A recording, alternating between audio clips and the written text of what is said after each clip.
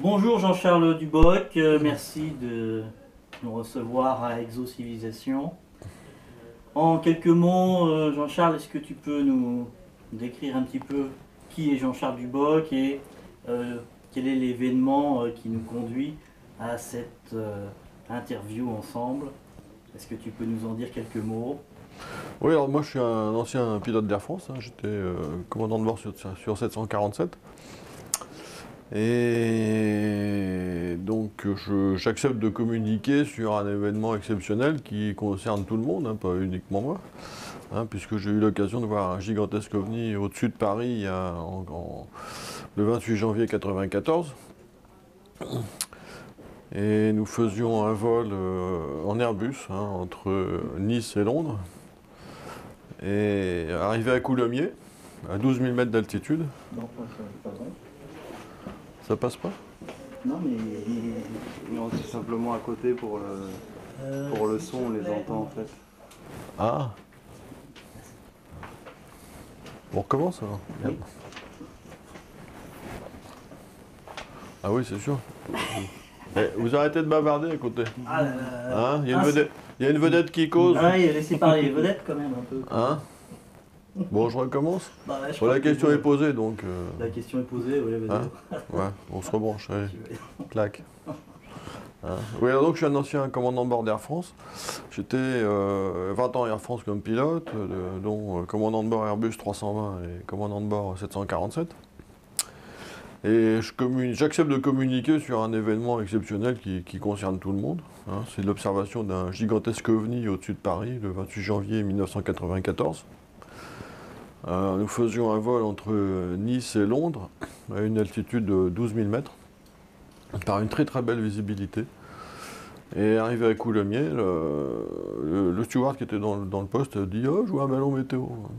La copilote a dit: «Oh, je vois un ballon météo.» Puis moi, je voyais rien du tout. Et finalement, j'ai vu, pas un ballon météo, mais j'ai vu une espèce d'engin à 45 degrés d'inclinaison. J'ai fait le dessin là. Voilà, c'était incliné comme ça. Et là, avec cette inclinaison-là à 12 000 mètres, enfin il était un peu au-dessous, il était à 10 000 à peu près, hein, bah, l'avion il décroche, hein. La limitation d'inclinaison, d'altitude, c'est 25 degrés, c'est à peu près ça. Mais à 45 degrés, il y a un facteur de charge qui peut provoquer un décollement de l'aile, des filets d'air sur l'aile, et l'avion, cling, il dégringole. Et donc cet engin, j'appelle ça comme ça, enfin disons ce que je pensais être un avion, c'est mis à l'horizontale, comme ça. On l'a vu pendant 1 à 2 minutes. Hein, donc moi, la copilote, le mécanicien, le steward, hein, et puis il était au-dessous de nous, on l'a surveillé comme ça, là, hein. Et puis à un moment, il a disparu. Il s'est dématérialisé devant nous. Ça, c'était complètement bluffant. L'avion, ce que j'ai vu, c'était en gros à 25 000, c'est-à-dire 45 km d'altitude. C'était les bords flous, rouge sombre, donc vraiment pas connu. Puis 45 km à 25 000, un avion, on ne voit pas la taille, on voit rien, on voit un petit point lumineux, une traînée de condensation, mais on ne voit pas un objet. Donc l'engin était vraiment gros. Et donc on a fait un rapport au centre de surveillance de contrôle aérien de Reims. Et puis on a continué tranquillement notre vol sur Londres. Voilà.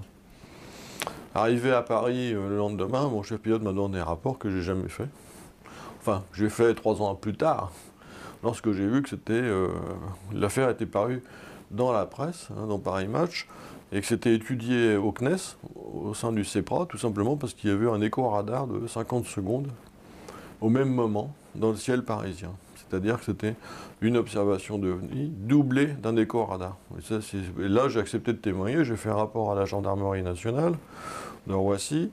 Et puis, une semaine après, j'étais en contact avec le général Denis Letty, qui présidait le comité OVNI des anciens élèves de l'IHEDN, et avec Jean-Jacques Velasco, le responsable du CEPRA à Toulouse. Donc là, et puis j'étais invité à témoigner au sein du rapport Cometa. Voilà. Donc, Jean-Charles, tu avais donc des personnels navigants à tes côtés. Quelles ont été leurs réactions lorsque toi, tu t'es interrogé sur la nature de cette... Nous, de toute façon, on s'est tous les trois interrogés. On s'est tous les trois interrogés pour se dire ce qu'on a vu, c'est complètement pas connu du tout, hein, c'est inconnu. Ça ressemble à rien de ce qu'on a pu voir dans notre carrière, tant par la forme que par la taille qui était immense, que par la couleur et les bords flous, ça on sait pas faire. Donc là, on avait vraiment un objet volant non identifié.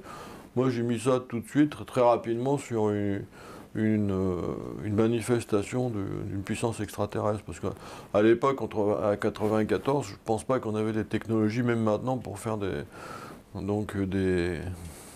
hologrammes de cette taille en plein ciel, et en plus qui laisse une trace radar, ça fait quand même beaucoup. Hein. Et la dématérialisation correspond à la disparition de la trace radar. Oui, c'est au même moment, hein, au même temps, même minute. Par contre, il y avait un décalage de 25 000 entre l'écho radar et l'observation de l'objet. Hein. C'est assez classique en guerre électronique. Hein. L'objet qui se présente dans le ciel émet une image. D'abord, il est furtif, il est indétectable au radar, il a un système électronique qui lui permet de faire une image radar décalée. Et donc l'image radar décalée, elle a croisé notre route. C'est-à-dire que s'il y avait un missile de tirer sur l'OVNI, en fait c'est l'Airbus qui aurait été touché peut-être. Voilà. Donc il ne faut pas tirer sur les OVNIs, c'est plus que dangereux. On ne tire pas sur un OVNI. On ne tire pas sur un OVNI, non. Absolument. Donc on peut imaginer que cette signature donc furtive était un leurre volontairement émis par l'engin. Ah oui, absolument. Ah oui, c'est l'hypothèse la plus logique. Il n'y a pas de certitude absolue, mais disons que c'est une hypothèse qui tient la route. D'accord. Et quelles furent les démarches officielles, quelles sont les actions qui sont officiellement conduites par un équipage navigant qui est confronté à une... Nous, ça se limite à faire un compte-rendu à la radio. Puis un compte-rendu écrit, ça s'arrête là. Hein. Mais alors comme moi, je n'avais jamais eu d'informations sur les OVNIs, ni dans ma formation de pilote, ni à la compagnie Air France, hein, eh bien j'ai refusé de faire un rapport sur un phénomène qui n'existait pas. Hein. Puisque c'est quand même facile de faire de l'information sur les OVNIs. Il y a 1200 cas. Depuis la Deuxième Guerre mondiale, il y a 1200 cas d'OVNIs vus par des pilotes. Donc, dans les formations pilotes, on pourrait peut-être en parler. Comme ce n'est pas le cas, j'ai refusé de faire un compte-rendu. Je n'ai aucune raison de faire un compte-rendu sur quelque chose qui n'existe pas. Voilà. Très bien. Néanmoins, ce n'est en fait identifié que pour 1200 cas officiellement déclarés par les pilotes des compagnies aériennes connues, les compagnies aériennes. Non, c'est militaire et civil. 1200 cas d'observation civile et militaire. Hein. Sachant qu'on a un ratio à peu près de 1 à 9 pour les déclarations officielles et officieuses. On n'en sait rien en fait. On ne peut pas savoir puisque ceux qui ne disent rien, on ne peut pas les contacter. Donc c'est une supputation. Ouais. Effectivement, si tout le monde réagit comme moi, j'ai réagi initialement, l'information ne passe pas, ça c'est sûr. Voilà. Et les deux autres personnels qui t'accompagnaient, ont-ils fait aussi un rapport ou pas? Si. Enfin, la copilote a été interrogée par la commission d'enquête du Cometa. Et puis, par contre, on n'a pas retrouvé le steward. C'était 3 ans après, donc le steward, je n'ai pas pu le retrouver. Voilà. D'accord. Mais est-ce que c'était pas une obligation professionnelle de la part du personnel navigant de se soumettre à un rapport déclaratif auprès de son employeur, finalement? Oui, mais sur quoi? Sur quelque chose d'inconnu, d'inexistant. Hein, les OVNIs étant inexistants dans l'aéronautique civile, officiellement, hein, je ne vois pas pourquoi je ferais un rapport sur l'inexistant. C'est un coup à passer pour un farfelu, quoi. Hein.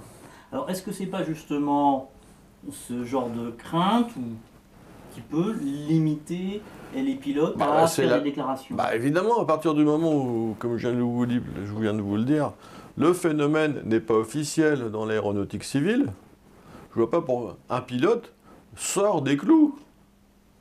Il sort de tout ce qu'on lui a appris, hein, en parlant de choses qui défient nos connaissances technologiques. Donc, là, il risque de passer pour un farfelu. Moi, j'ai beaucoup de pilotes qui prennent ça pour des hallucinations ou des racontars, ou disons que c'est pas du tout pris au sérieux dans l'aéronautique.